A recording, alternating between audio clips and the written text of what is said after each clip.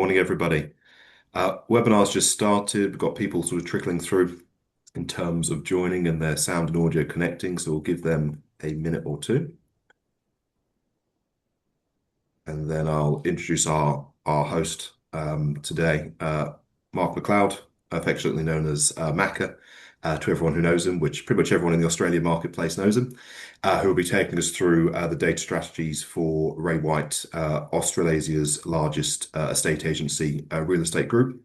And we're very excited by this because there is a huge amount of crossover between the Australian and the UK marketplace. I think it's the market which is most similar to the UK in terms of how estate agency real estate is transacted. Absolute focus on winning vendors and sellers. You know, that's the revenue maker for Australian agents, just as it is for agents here in the UK.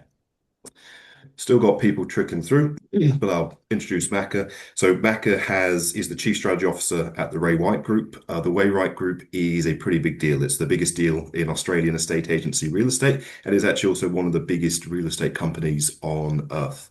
Ray White sells over 100,000 homes every single year in the Australian marketplace. Last year, they sold 1 in 7 homes in the Australian marketplace. Macca's actually got some stats of how they've done in the recent months, which I'm sure will sort of blow people's minds. And Macca has worked as a agent, started his career, moved through to owning one of the most successful real estate agencies in Australia, in Surfers Paradise, which I think everybody knows from the postcards and the movies, are the most successful offices that Ray White's ever had. And then since 2007 has moved in to be the Chief Strategy Officer at Ray White, where he's been put charge of essentially training, developing the programs, the systems that their franchises use, that has seen Ray White in its 120-year history move up to, I think you just told me a few minutes ago, Macca, up to a 15% market share now for the entire Yeah. Australian marketplace. So I think we've given everyone a couple of chance bit to join.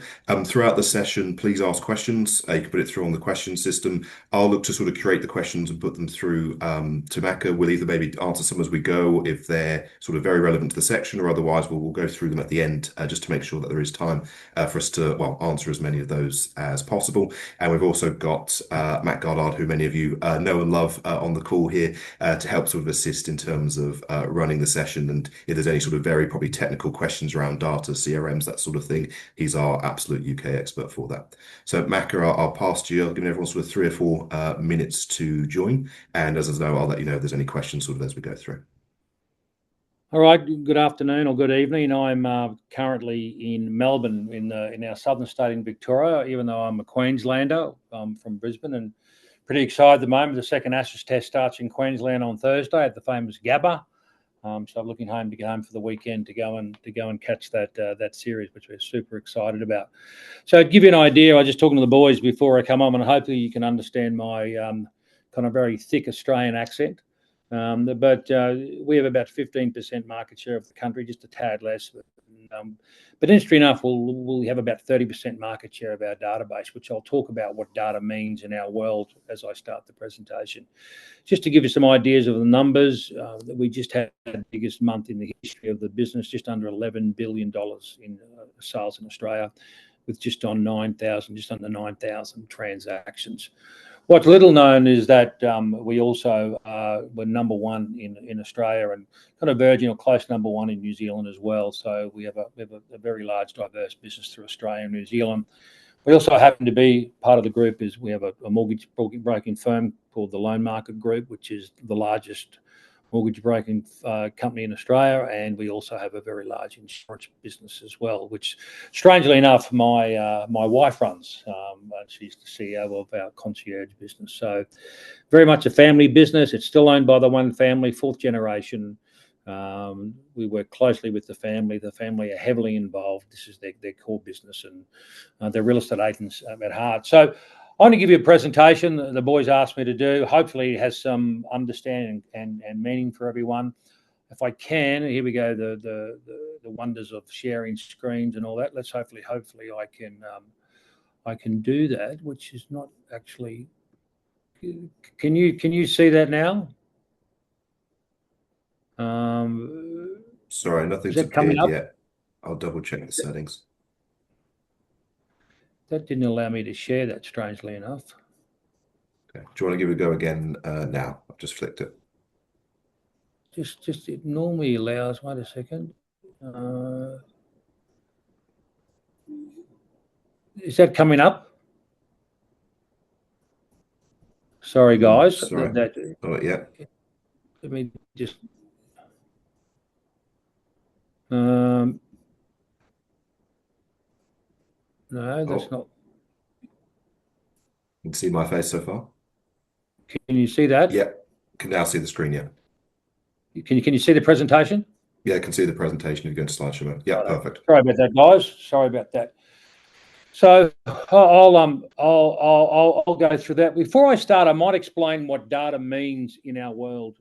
Data in our world is consisting of a couple of factors. We database the owner, so the home or the property is the constant, the ownership's the variable. So data in our world is name, phone number, email address, and properties or properties they own.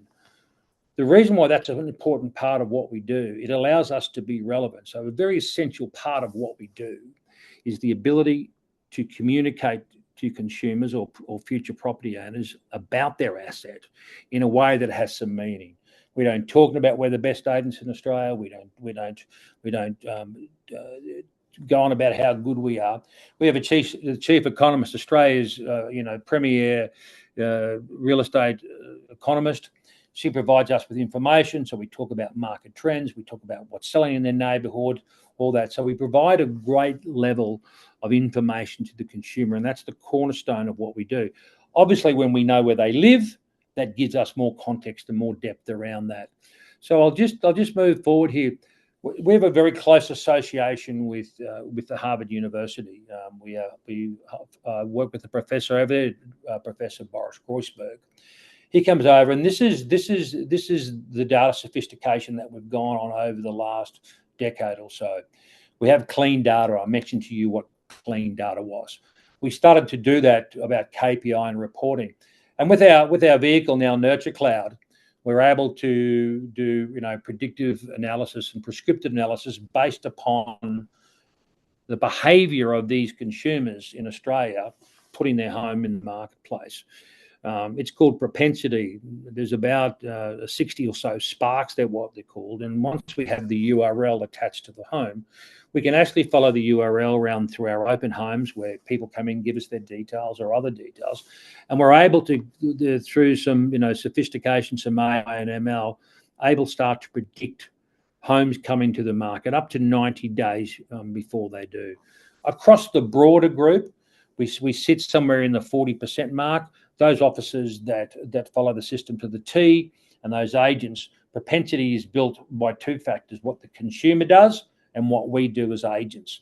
For example, if I have a phone call for you and it lasts for longer than 2 minutes, there's a high chance that you're going to come to the market because you engaged in a conversation. Some of those officers now are in the 55-60% range of predicting homes coming to the market more than 90 days before they do, which gives us a decided advantage, or what we call one of the key differentiators in the marketplace.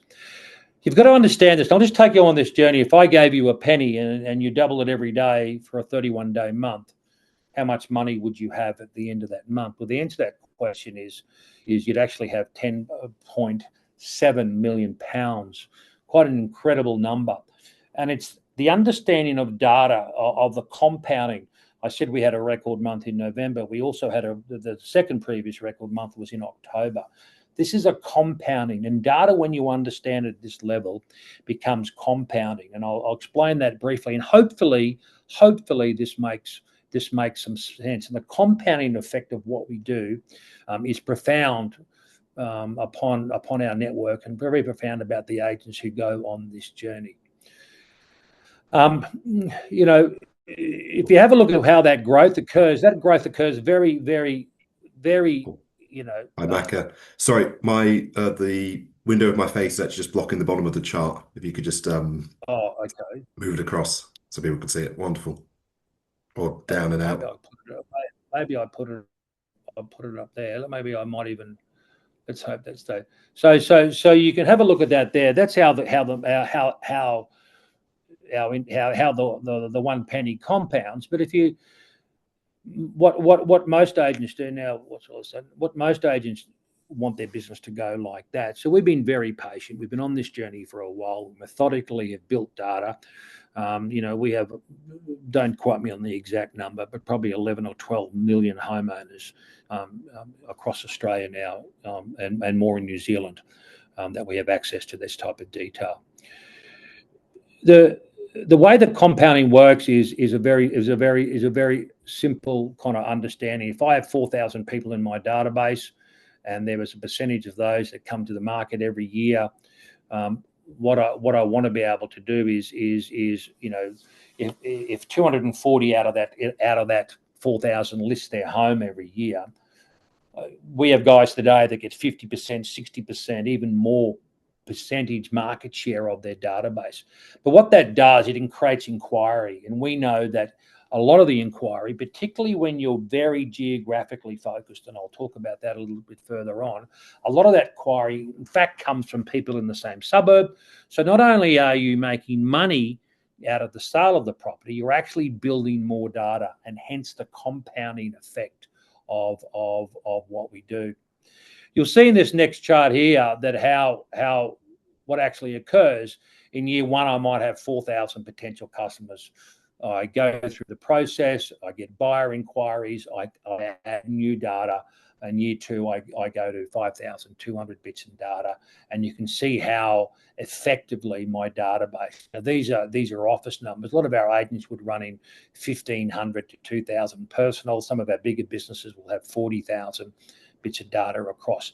But the database now, because we work really hard, we're just involved in some moment in some AI tools that actually help us clean the data on a regular basis. So this data is getting cleaned as sales come through from the government. It's getting cleaned all the time now. And so this whole system, this whole understanding of data and the effectiveness of that just starts to compound year after year after year. And we're seeing our business, individual agents through to agencies, and certainly the larger group, all of a sudden starting to see this compounding effect as this starts to take effect across our network. One of the interesting things here is one of the work that my team do is that we heat map. We actually heat map agents' performance. You can see the agents on the left here, how their sales are very clustered. You can see the agents on the right.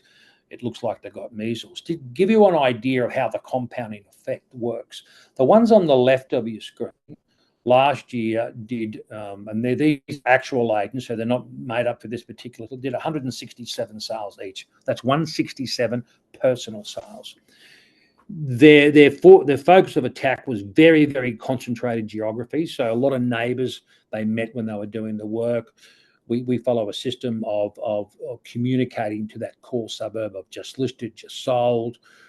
We use NurtureCloud to be able to text message really effectively through the filtering of what we do on that, which allows us to send really relevant text message through a filter system. We can filter by streets. We can filter by radius. Simple is we list a home.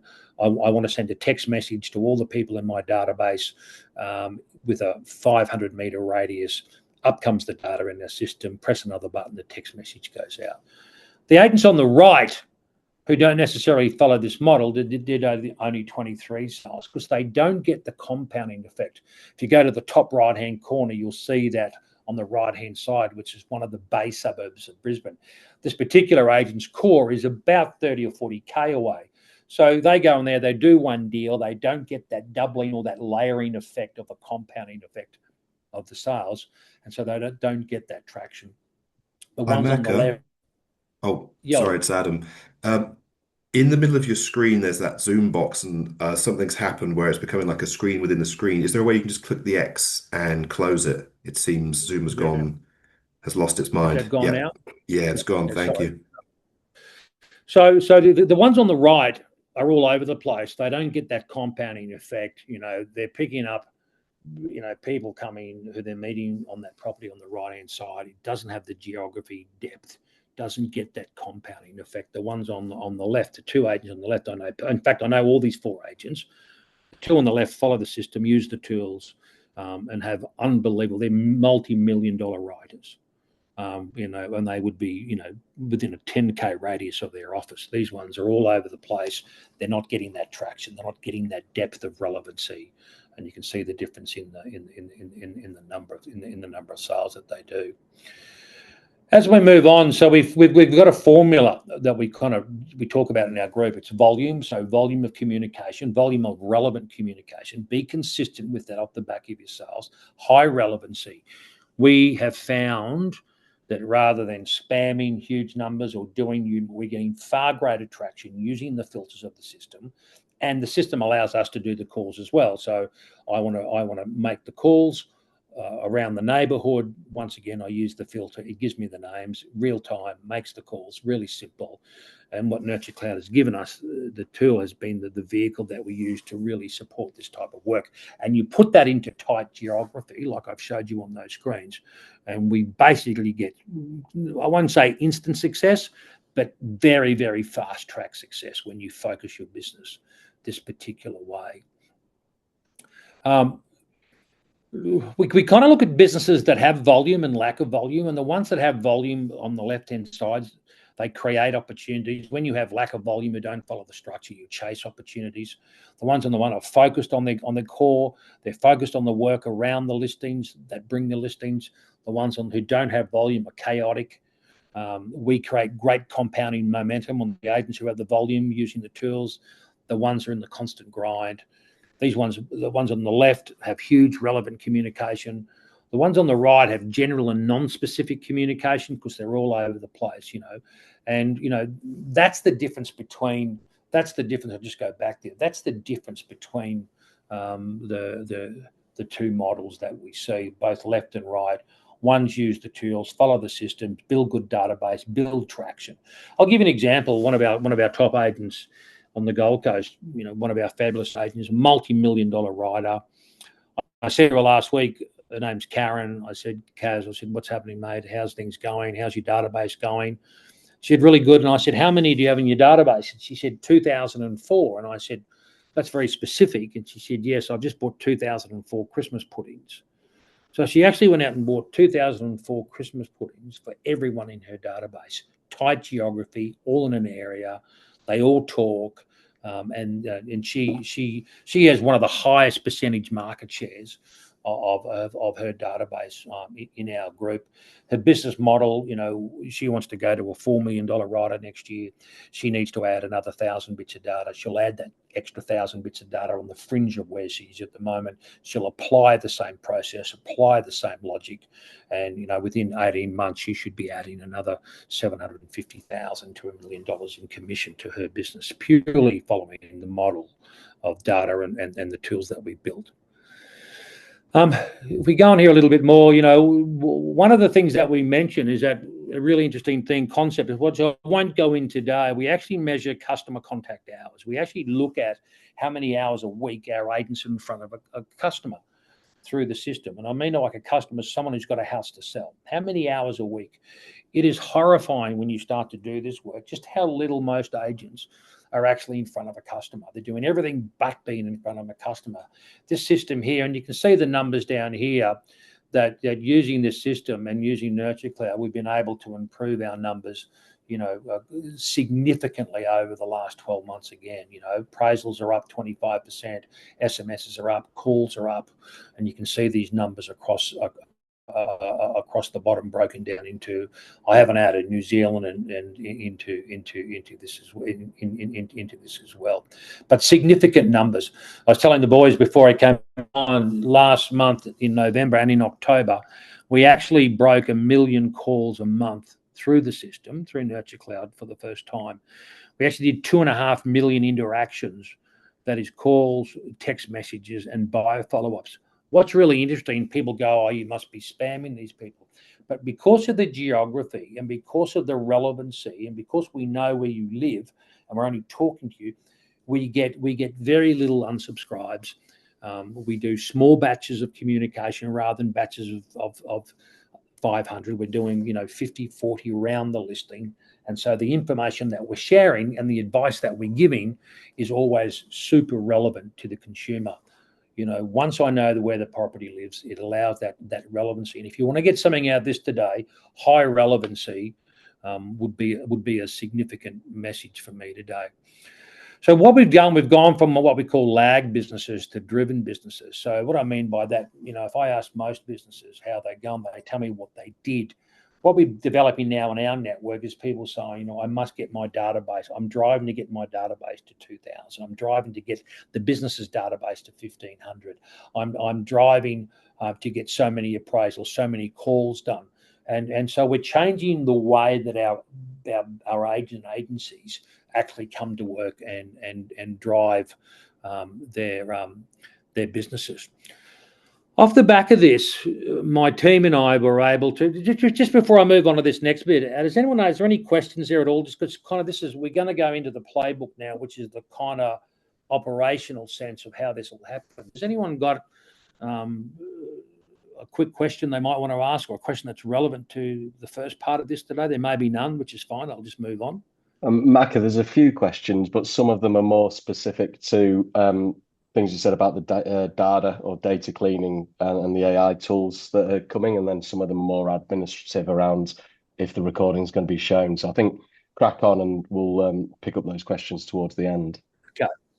So my team and I developed what we call a playbook, and that's the vehicle that we use to actually apply the systems and get huge tracts of offices to actually start to follow this particular model.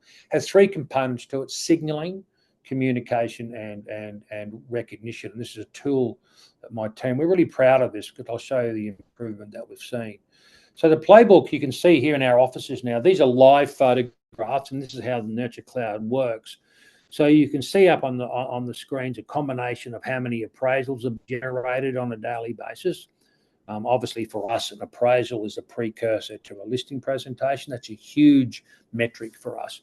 It also talks about in some of the screens here. If you look at that one in the center where there's a vertical screen, I don't know if you can see my cursor. That's how many calls and texts and SMSs the agents are making on a daily basis. We can see we run a system in Australia at open homes, so we open the homes on Saturday and consumers come through. We can actually track through that funnel type shape through the system on how many of those consumers came through, owned a home in our suburb, how much data we're gathering from our open home, as well as trying to find the buyer. We're also gathering future data for this compounding effect that I've referred to earlier.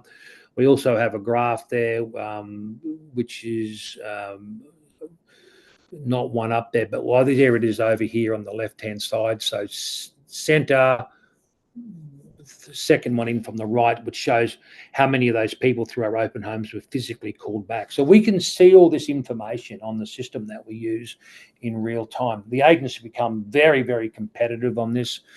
It drives their behavior. They start to hit targets on calls, targets on appraisals, all pre-metrics to actually listing and selling more properties. Which is a huge part of what we do. There's some more examples. So we don't have all our offices. We started this journey on this particular part about a year ago. We have about 250 of our offices. We'll roll that out to about another 250 in the first quarter of New Year. We'll roll out to New Zealand with that. So hopefully by the end of the year, our whole operation across Australia and New Zealand will be run in this type of modelling. Just to give you an idea of how that works, there's the playbook performance. You can see across the bottom. So we still have, probably about 60% of our businesses who aren't fully on the playbook yet. We haven't installed the screens and all that. So you can see that the NurtureCloud in itself and the way we operate has improved those key metrics across the bottom. But you can see the playbook offices, how they've improved quite dramatically higher than the rest of our. I've no doubts today that our record month, the market here in Australia is pretty buoyant. To give you an idea, there's probably going to be a rate rise early in the new year. Inflation's got a bit out of hand. Markets are relatively strong. But we're picking up market share nationally, which would suggest that the work that we've done and the work that we're doing now through this is actually starting to give us either further traction across the marketplaces. Just to give you an idea, in some of our states, we have, we sell one in 4 properties, or 1 in 5. South Australia, Queensland, just under that. But really strong market penetration. Obviously, New South Wales with Sydney, is our biggest state. It's not the capital of Australia. Canberra is. We're strong there as well. But Sydney's the biggest market in Australia. Very affluent market in the eastern suburbs. We're very dominant in this marketplace. Many people might say that there's just work in higher. Well, the eastern suburbs of Sydney would be the highest, most expensive property in Australia. We have guys who follow the system there that are making 1,000 calls a week. Guys, selling $4, $5, $6 million homes, following exactly the same system and getting unbelievable results there as well. So off the back of this, as part of the playbook, we created what a winning week looks like. And the winning week has nothing to do with sales. This is one of the guys I work with, top end performer. Bellevue Hills, one of the most expensive suburbs in Australia. Vaucluse, one of the most expensive suburbs in Australia. You can see he's averaging over 10 appraisals a week. We have a goal to hit 10. If he does, it's called a winning week. And see his team down the bottom, 480, 443. We're averaging around about 1,000 calls a week now. Text message. All this is done through NurtureCloud. You can see his sales there. He's a pretty consistent seller in a marketplace where his average sale price is 40 to 50. He was probably a 40 sales a year man. He'll now do over 60 for the first time in his career in the most affluent suburb in the country. We play a little game with him. We monitor every week. I get that report from him and many other agents across the group now on what we call the winning week. One of the cornerstones of this is relevant communication, and one of the body of works that we did was to look at, just listed, what type of communication. And we found that consumers wanted to know what was occurring. So in real time, and we do just listed, just sold, text message, just listed, just sold. We do what we call Magic 50, or the 50 listings around the properties. This all occurs around every property. So you think about the gentleman I just referred earlier. He's gone up to 60 sales, all in the same area. We've got him really focused on geography. It's his most sales ever by 22. So that's 22 times more of these type of activities driving into that. There's an example of how the system works. The system also has smarts in there. So what the system does is that not only does it allow us to do this calls really well, it actually goes into the system and puts to the top the high propensity calls. So it's called the smart call list. And you can see down here on that particular example we have there that this guy started going to open homes. So if people start to go to open homes, we track that behavior. And then it pushes the vendor, I should say, the future vendor at the top of the list, and say, this person is acting in a way that would suggest they are considering to put their home on the market. It's all on our system. It pops up to the front. I say to people all the time, it's a roadmap to the money. It's just a money map. That's all it is. It's a money map. If my son lives in New York, and if you landed in JFK today and I said, go and get to 47th and 5th, and you had to drive a car, you'd put it in Google Maps, whatever maps you use, and you would follow it, succinctly to find your way through the hectic traffic of New York, or may I suggest even London traffic would be the same. This is exactly the same. It's just a money map. And we have guys and girls who just follow the formula, follow the system, build the data in, follow the smart call list, do all this relevant work. And this is a really strange saying. The most successful people in our company are the ones who are obsessed with the things that require no skill. I'll say that slowly because it's such a great turn of phrase. They're just obsessed with the things that require no skill. All the stuff on the screen here requires no skill. Making the call at the top of the list requires no skill. I don't know if many of you, I do a lot of work on the speaking circuit here with different things. Quoted a lot. I write some articles. I do some podcasting, and I'm on record of saying that skill's highly overrated, and I get shot down with every time I say that. And I go, I can show you guys today that have been in this for 2 years. I can show you guys in this for 20 years, have all the skill in the world and are doing 200K. And I can show you kids who've been there for 18 months, follow the process, and are doing 1 million. It's just bizarre. They become obsessed about the things. And this tool that we're building, and the way that we've approached it through data and the relevancy through geography, has been the real key for much of our success, particularly in the last couple of years or so.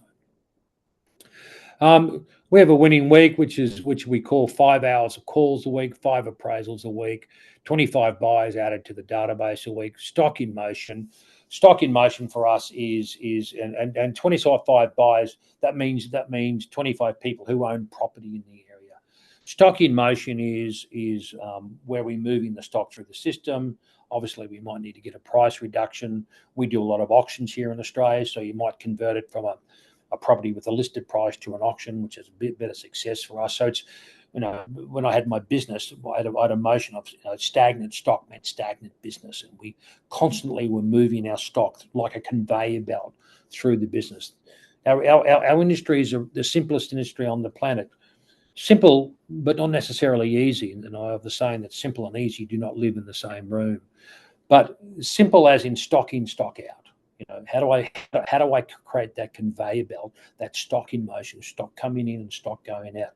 And the consistency of work through the NurtureCloud tool that we use and the philosophy around what we've adopted has been very much a large part of what we're able to do. One of the things that we did is that we looked at all the agents in Australia, in our group, who did more than 50 sales days, who did less than 50 sales, and nearly all the agents who were over 50 sales a year, and probably, I say nearly, close enough to 100, controlled the transactional communication to a geography area of 1,500 or 2,000. That lady I mentioned earlier, that Karen, she controls the communication to that particular suburb. She controls the transactional communication to that suburb. She would walk out, you would walk out to your letterbox, and there would be just listed, just sold, your email, just listed, just sold. There'd be a text message from her. There'd be a voicemail left. And she's just layering down this transactional communication. Every time she communicates to a future consumer or someone in her database, there's deep relevancy which goes with it. She's not just ringing up and saying, "List with me, how you going?" There's a transactional communication about relevancy that she will drive into that. We look at this. We then monitor our agents like this, in some of our offices, not all our offices, but there's a bit of fun I have with them. Did you win the week? Did you lose the week?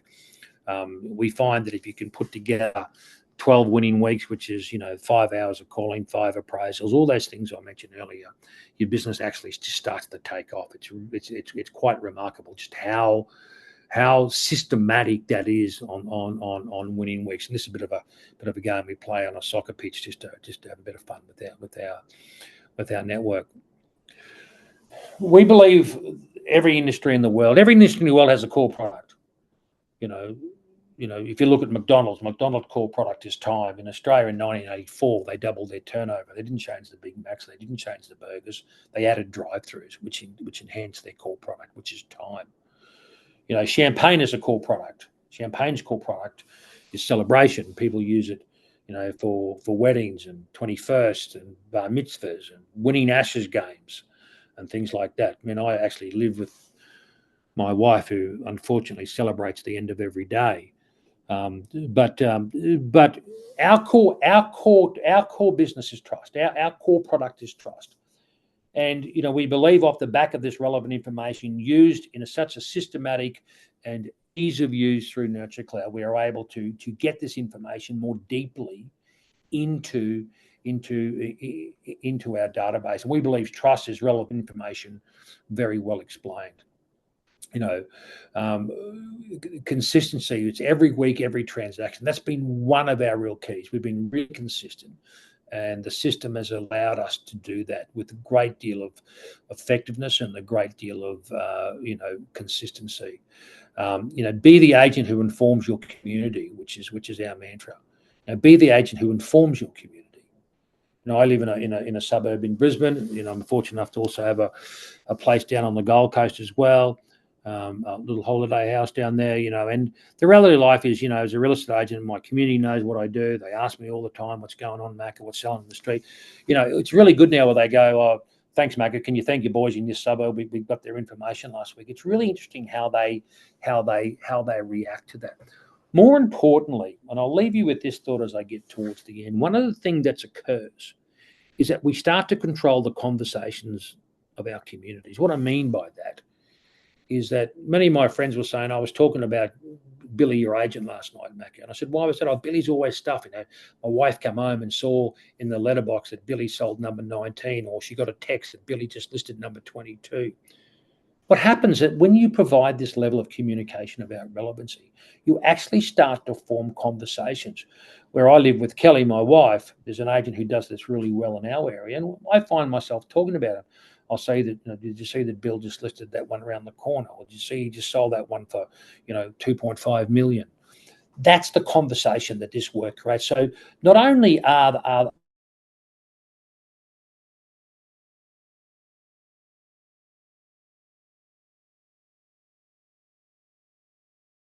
So, guys, that's me. I think I had 45 minutes, so I talk fast, so that's probably 40 minutes. But I'll stop sharing my screen here now. I don't know where everyone's gone, whether you're still there.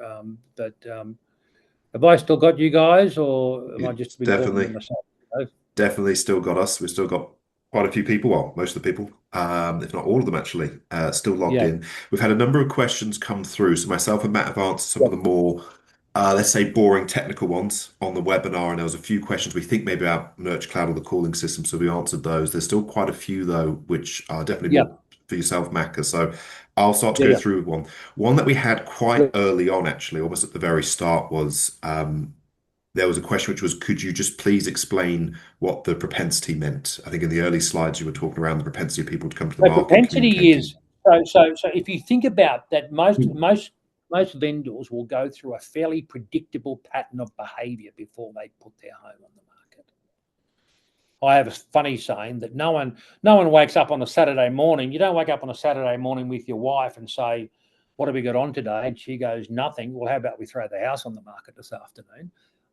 If you wake up and sold the wrong person, that might occur. But the reality is that no one does that. The reality is that people go through a fairly predictable pattern of behavior. They start to look at what's selling. They might even visit agencies and all that. We track that behavior, and the combination of that, they might, when we ring them up to tell them about a sale, they might engage us longer than someone who is not even thinking about it. They might say, I saw that one around the corner. We track that through NurtureCloud. So we know that if we hold a call with someone for longer than 2 minutes, there's a much more likelihood. Now, that behavior attached to the fact that they may have been to some of our open homes, the fact that they may have gone online and touched one of our digital kind of ads and all that type of stuff, the AI puts all that together and goes, you know what, Adam and his wife look like they're doing the behavioral patterns that will they're going to put their home on the market. And the system will then put that to the top of our list, on the top of that smart call list, like I said then, And so it also does by the work that the agent does. So if you didn't make the call, then we can't measure the 2 minutes to see how long we chat. If we go and appraise your home, and give the owner, that's how we do it in Australia, come and tell me what you think my home's worth. And we put that in the system. They may not list that home straight away off that appraisal, but that system or that appraisal carries a fair bit of what we call propensity, and it's the propensity combined that pushes it to the top of the NurtureCloud list that allows our agents to make that call. By the unmute button. Awesome, thank you. The next question so I'll do my best to read it out without butchering it, is you as in yourself, Macca, they've said you've mentioned the recognition and we had the pictures of the charts. How do you get your team to buy into that kind of system so it doesn't feel like you're micromanaging them or just That's a great adding question. extra targets? That's a great question. I mentioned in the playbook that there was three parts to it. The first one is the signaling, which is the screens. The second one, which I didn't go into, is communication. So all these officers on a Monday night will write a report which goes out to all the teams about how many calls are made, who was top of the list, all that type of stuff. The third part of that is recognition. So in my office, we didn't recognise the top seller of the month. I mean, I had one of the best agents in the history of our company who worked for me. If I awarded the best salesperson every month, the same salesperson would have won it every month for the 11 years I was involved in that bit. All our officers now will recognise, and they might go, congratulations to Adam, who did his most calls for the month. Congratulations to Matt, who hit his appraisal targets. And we actually reward, the behaviour that we want over a period of time. I have a saying, which is really interesting, and hopefully it makes some sense, is that if it rains for long enough, eventually everyone puts a raincoat on. And what that means is, as a leader of a business, if you are consistent with the fabric of your messaging and you have the screens, you have the Monday night report, which talks about people's successes, you have the recognition every month about congratulations to Bill did the most calls or the most text messages or yada yada did the most appraisals. We actually start to see the change of behaviour. I think the old way of yelling and screaming at people and demanding that is gone. We have, and we're patient with it. I mean, it takes like all those businesses. I'll be honest, we've got about 220 that have taken to the playbook, that we've taken through the whole system. We do 12 weeks as an organisation with them and take them through the whole 12 weeks. They come onto a webinar every week with my performance team across the country, the leaders do of the businesses. We probably get initially about 30% by the end of it drop out, so it's too hard and all that type of stuff for that reason that question was raised. But we have now on the second tranche, we have about 15 or 20% of those now coming back in again because they've actually seen the performance of the businesses that hung in. And so it's kind of like it's picking up its own momentum as we get. I mean, our number one office in Australia works, our combined office Upper North Shore, which is a hugely affluent marketplace of Sydney, on the Upper North Shore of Sydney. They're ranked. I looked at today because I can see the rankings. They're ranked number 3 in our group of calls. And then the number one group, and they sell affluent properties. I mean, I never thought I would see those businesses, but they're highly competitive and they're very smart. They see what's happening. Our number one office last month, one office did 59,000 calls in 4 weeks on the app from one office. I mean, high turnover business.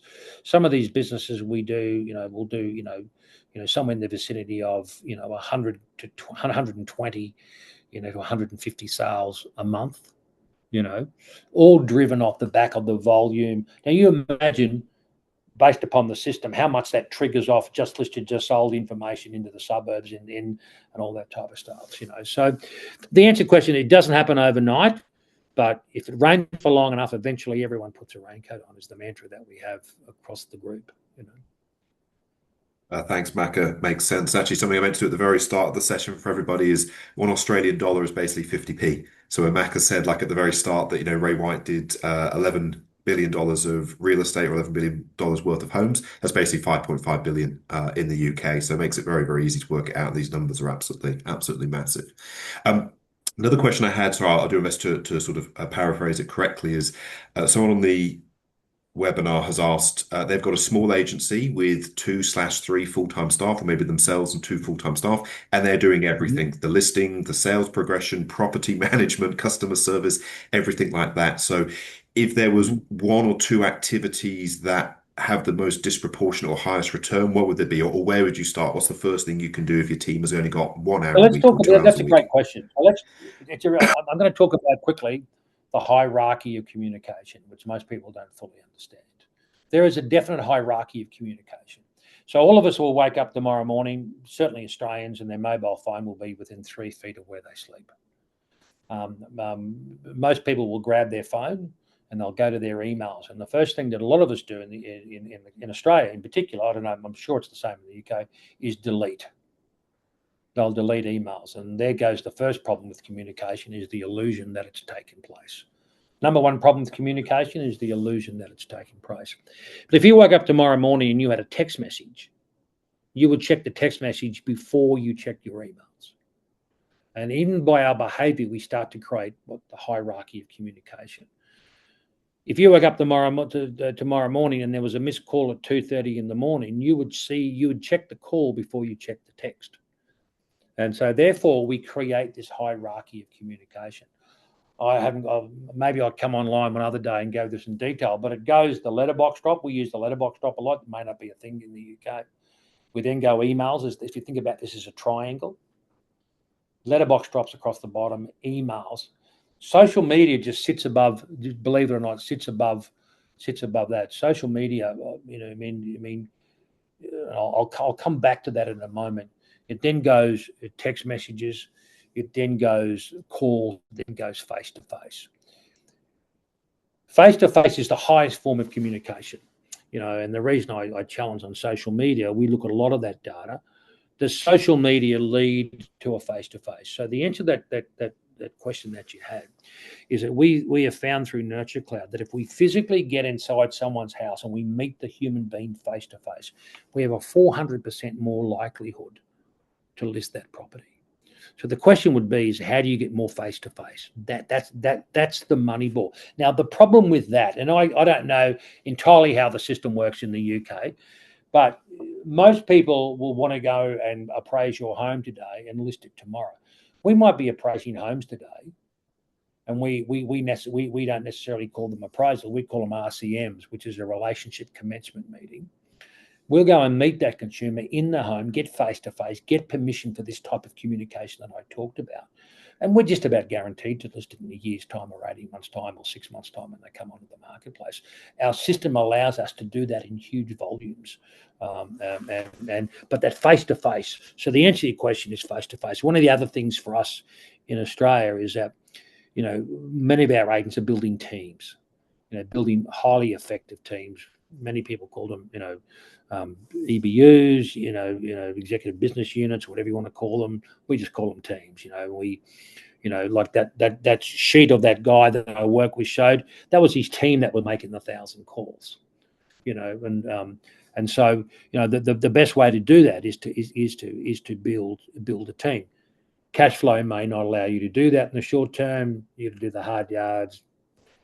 Do the grind, build the systems, build the structures, start to get your return on that and start to build a team. So hopefully that's answered the question. But, if you want to make more money, it's a really simple industry. I'm making money in our industry. In my belief, you just talk to more people more often, and get into their homes and, and what we call, win the dining room and you win the money. It's pretty simple. Thanks, Macca. The next question is very simple. Someone's asked, I think referring to the transactional communications, isn't there a real danger that the owners, I'm assuming the homeowners in your database, drown in the volume of information that you're putting over? Not when it's relevant. Not when it's relevant. They don't care. And we're very specific on that. We don't, we might only go 30 around the listing, but I'm sure. I go to my local coffee shop in the morning at home on a Saturday morning, and there might be a sold sticker gone up the Friday afternoon.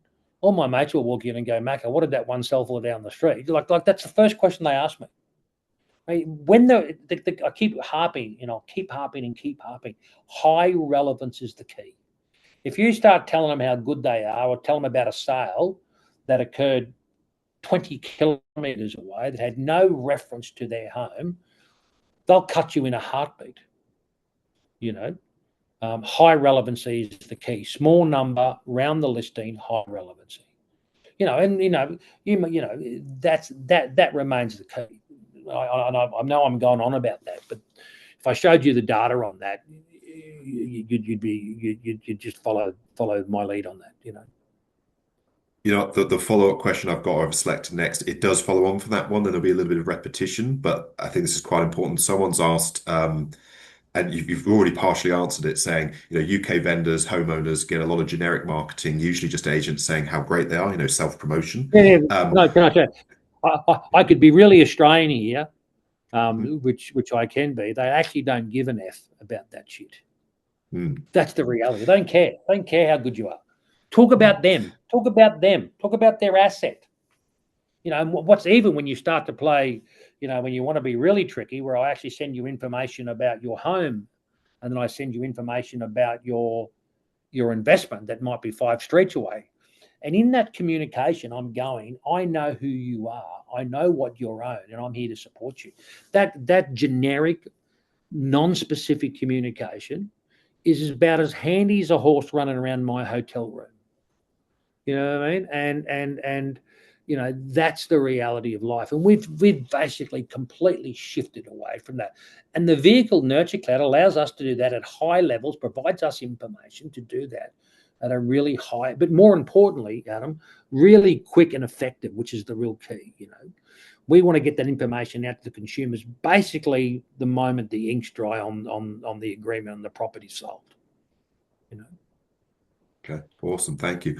And actually, the next question I picked, out it follows on is someone's asked, in the UK, and I'm sure it's exactly the same in Australia, appraisals, valuation, volumes can drop off seasonally based on, what's happening that time of year, Christmas, school holidays, these types of things. Yep. How do you keep that compounding effect and that contact up in the quieter months where the volumes of people inviting you to their homes or agreeing for you to come to the homes isn't there? You probably don't want me to answer that,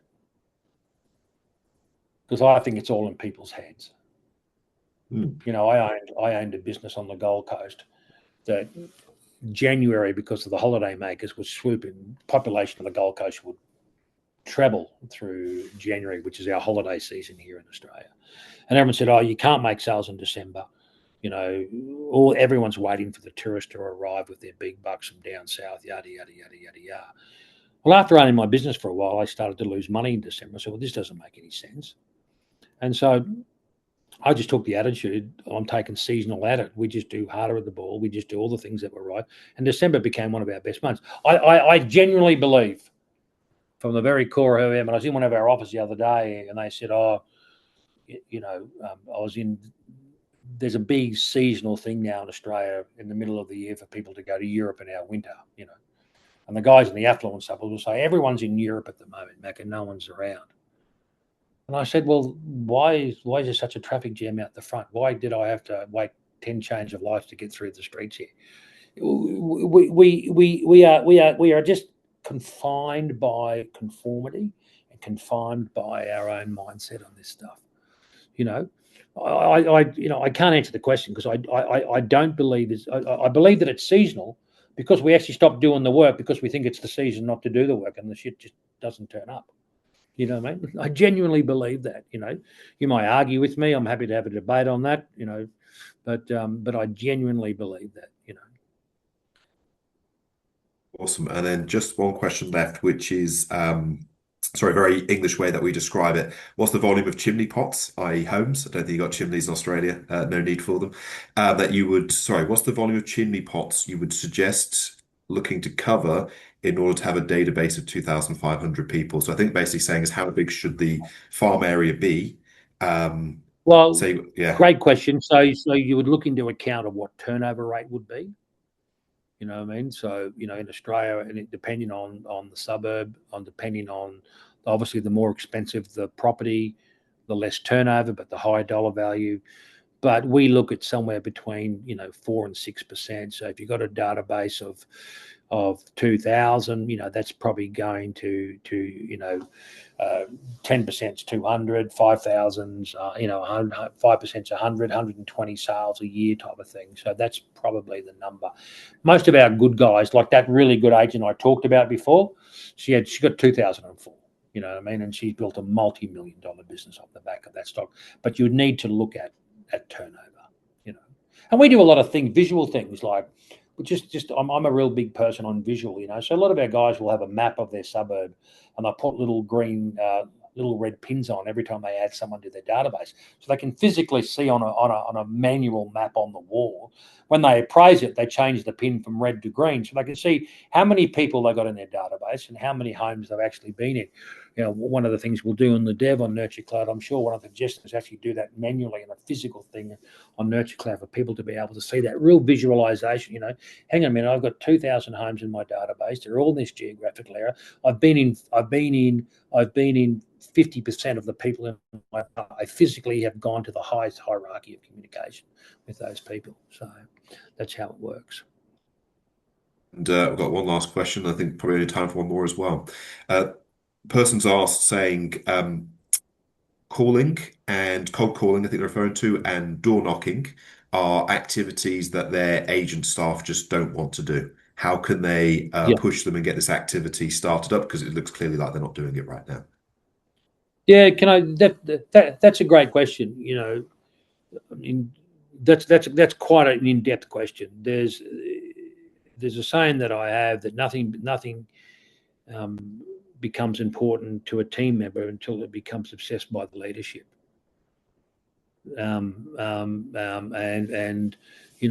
Leadership's the key here. I mean, we have guys today who aren't making 1,000 calls a week, but they're making 150 calls a week when 2 years ago they were making no calls a week.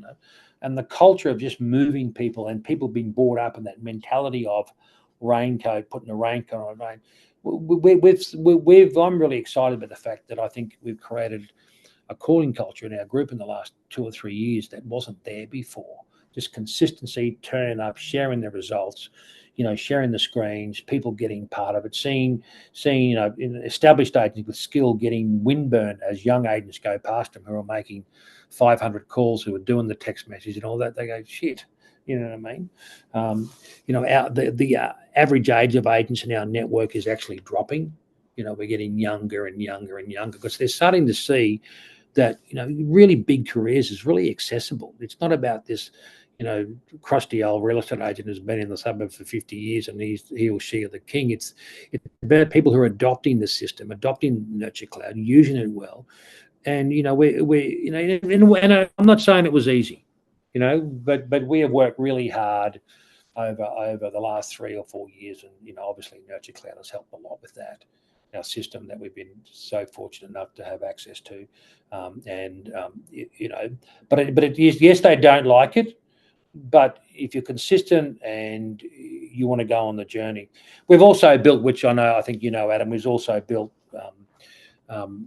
what we call Raywide Concierge, which in fact my wife runs, which is the insurance part of our business, which is another part of our business. But we have a call center where agents who don't like calling actually employ people in our concierge business to make calls on their behalf. So it's like a virtual assistant. So they'll go, I'm going to pay concierge. They pay that business.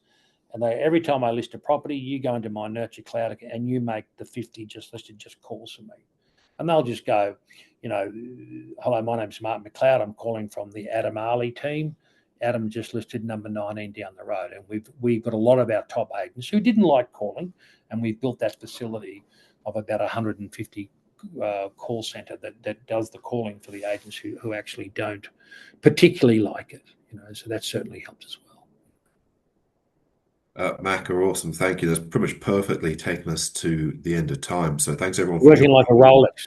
I was going to say we could have timed it better. We'll get a recording sort of put together, probably actually pull out some of the best snippets. I very much enjoyed actually a lot of the answers to the questions, because there's always, let's call them limiting beliefs that everyone always has with change management and different things. And, picking up the phone and making 500 calls a week, sounds impossible. But like you said, you've got loads of agents who are doing it and making, a lot of money, quite frankly, as they go. Yeah. Do you have anything closing? Yeah, just want to leave us with? Thank everybody. It's 9:30 here, so I might go and have a glass of wine before I go to bed in Melbourne. I may have had one just before I started, you know what I mean? But just a little half glass of Australian Pinot, which is really good. Hopefully my chat today has helped you or helped your mindset in any way. It's been a wonderful journey with us, and I look forward to the start of the second Ashes test on Thursday at the Gabba. So thank you very much, guys, and all the best, and have a great festive season. Okay, wonderful. Thank you, Macca. Thanks for joining us today. And thanks everyone for coming on board. No worries. See you guys. Thanks, Thanks, Matt. Matt, as well.